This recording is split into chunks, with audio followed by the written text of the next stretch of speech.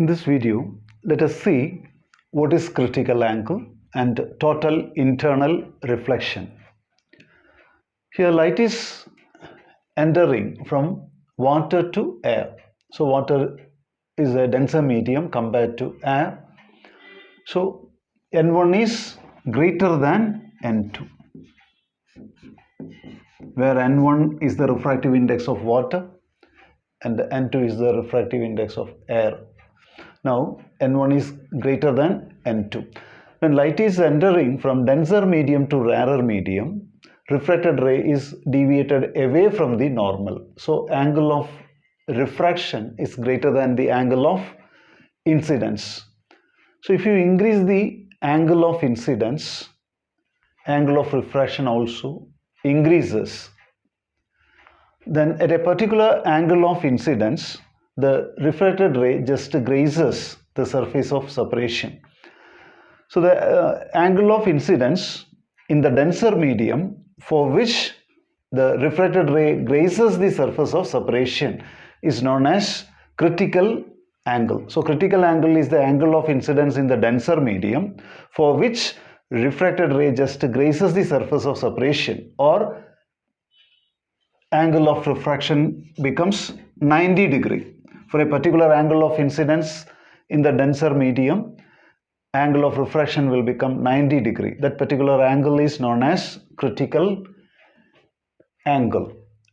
Now let us see what is total internal reflection. Suppose you increase the angle of incidence, and when the angle of incidence is more than the critical angle, this refracted ray will be turned back to the denser medium itself. So there is no refracted ray. When the angle of incidence is more than the critical angle, there is no refracted ray. The light is totally reflected back to the denser medium itself. So this phenomena is known as total internal reflection. So the total internal reflection, the condition for total internal reflection is light must travel from denser medium to rarer medium, and the angle of incidence should be greater than the critical angle. Then light will be turned back to the denser medium itself. So this is known as total internal reflection. Now let us get an expression for critical angle. So as per Snell's law, sin A by sin R is equal to N2 by N1, where I is the angle of incidence in the denser medium, R is the angle of refraction, N2 is the refractive index of this medium, second medium. Now in the product form, we can write like this: N1 into sin I is equal to N2 sin R. Then when angle of incidence is critical angle, angle of refraction will become 90 degree. When angle of incidence is critical angle, angle of refraction will become 90 degree. Sin 90 is 1. So N1 sin IC, where IC is the critical angle, is equal to N2. After rearranging, you will get like this: sin IC is equal to N2 by N1.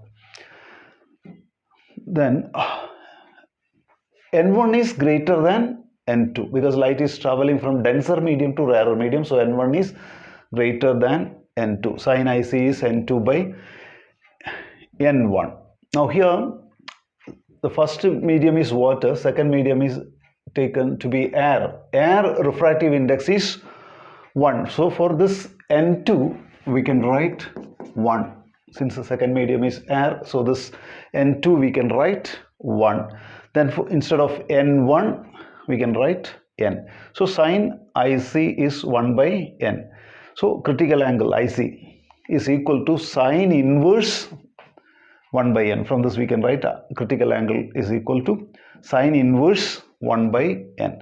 So critical angle depends on the refractive index. So here second medium is taken to be air. Now refractive index for glass is 1.5. For example, we can take glass refractive index is 1.5. So sine inverse 1 divided by 1.5. If you do this calculation and take the sine inverse, so you will get to 41.8 degree. So the critical angle for glass air interface is 41.8. Now here water air interface. So water refractive index is 1.3, air refractive index is 1. So if you do this calculation and get the value of sine inverse, you will get to 48.6 degree. So from this is clear, critical angle depends on the refractive index. So refractive index of water air interface is 48.6 degree. So thank you for watching.